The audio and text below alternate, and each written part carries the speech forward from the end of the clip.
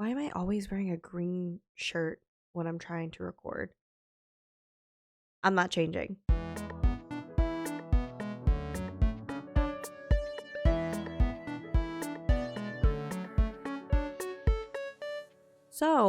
Welcome back to my I guess my halfway point, and this is definitely less than halfway, till the release of God of War.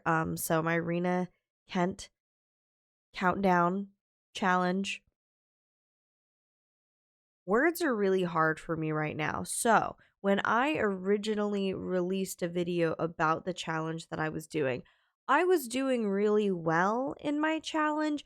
And then I had a really big event for work that just threw off all of my progress because I ended up being so absolutely exhausted from that work event because of the overall strain that comes with me turning up my social battery to a level that does not exist in my daytime, and then not feeling like I had the appropriate time to decompress from that event. And then everything just kind of like fell off. Anna Huang released King of Sloth, so I took a break from my Rena Kent reading challenge in order to finish King of Sloth because I didn't want to get any spoilers for it. And now we're kind of back. I was also struggling through one of the Rena Kent books because the tropes that existed in it were absolutely just not for me, and that's okay. They don't have to be for me, but it took me, I think, like over a week to read it, which really also threw off my schedule because it took me probably like a week-ish to read um King of Sloth because I was so busy during my work week as well. So I didn't have any free time to do anything. So as you can see here, everything is a hot mess. So the workout challenge has been slightly modified. Now I am able to have access to like workout classes. So the step challenge that was originally in place is now moving to just taking an exercise class or finishing the step challenge. It doesn't really matter which one to me. The whole point of this whole thing was never to punish myself. It was to make my reading just a little bit more productive. So whatever I do that makes me feel like I am completing this challenge successfully is gonna just be good enough for me. Because again, it's just for fun. Doesn't matter if it doesn't look like I'm having fun. It's supposed to be just for fun. So, as you can see here, I don't even know where we were when I originally finished my last video. I guess I should look that up. Okay, it looks like whenever I originally started, or when I uploaded the challenge to YouTube, I had finished Vicious Prince. And that was somewhere in this like first starting up period. I was like really, I guess I just had free time back then. But I was really down for it. So I was at Vicious Prince, and now we're all the way at Throne of Power. I finished Empire of Desire. I'm gonna be very honest that that was the one that took me forever to read. It was an age gap. I don't do age gaps. I struggled. I struggled a lot.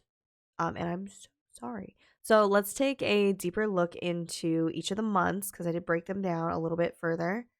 So starting off with April, you've seen some of this already if you watched my last video, but you can see here when I was reading a lot, I literally started Steel Princess here, finished Steel Princess somewhere here, started Twisted Kingdom, finished Twisted Kingdom, and then started Black Knight literally all on the same day. So I had free time in spades. So Rule of a Kingdom, it was like a little tiny prequel thing. It had like one new chapter in it that isn't in the other books, but Reign of a King, Rise of a Queen, Royal Elite, Epilogue, All the Lies, All the Truths, Red Thorns, Black Thorns, Empire of Desire.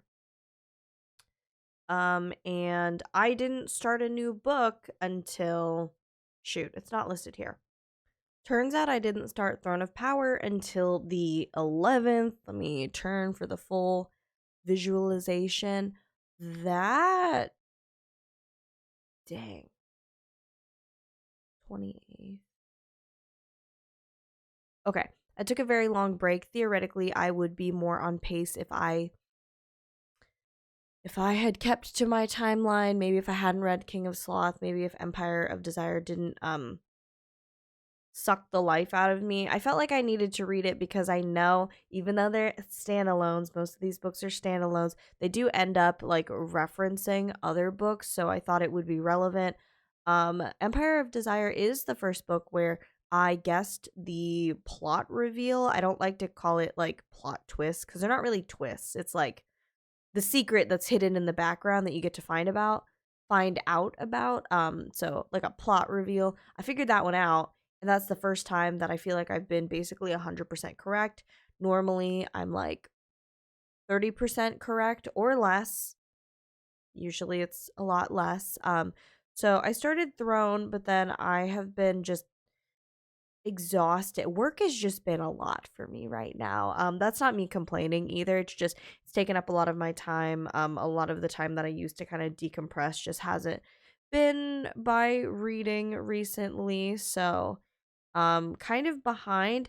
I'm at the point where now that I'm looking at all of this, and I do want to reread the Legacy of Gods book before God of War comes out, because even though all of these could be referenced in that God of War book, these five are probably going to be the most referenced because, again, between, I'm gonna guess, like through Heart of My Monster, these are all people that are like their parent ages. So let's say at this point, let's all of the Legacy of the Gods, they were in their 20s ish because they were all in school, graduate school, like in college age. So 18 to 24. Let's go right there. And then this one's going to have a bit of a time jump between like these first five and this last book. So I feel like they said Eli is going to be like 29 or something, 29 or 30.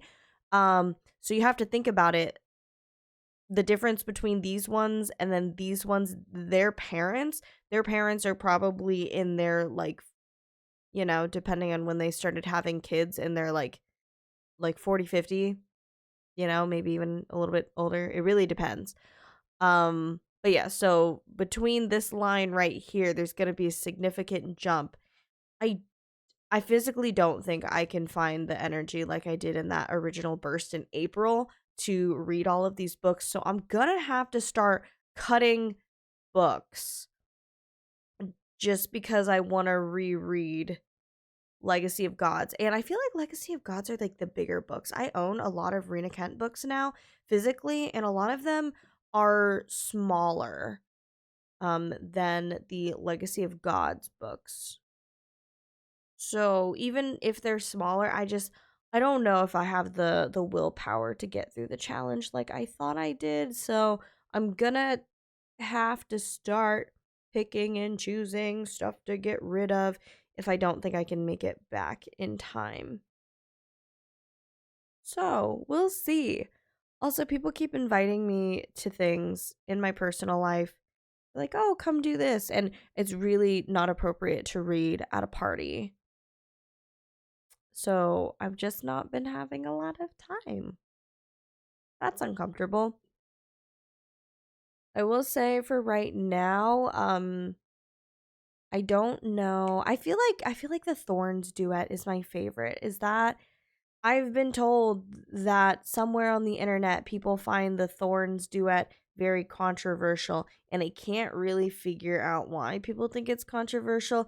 It's not more controversial than God of Malice, in my opinion. It might be the character descriptions, which I usually ignore because I like to self-insert, or I just read the descriptions, gloss over them, and then find some reference images on the internet and be like, well, this is who I envision as this character, so all of the descriptions don't matter. If you're watching this and you know why the Thorns duet is quote unquote controversial, please tell me. Um, it might be the character descriptions, which I don't know. I don't know. Anyway, so here's where I am with my reading slash activity challenge. It has been a time. I'm so tired. Now I gotta go edit this video. I wonder when I'll post it. Okay, bye.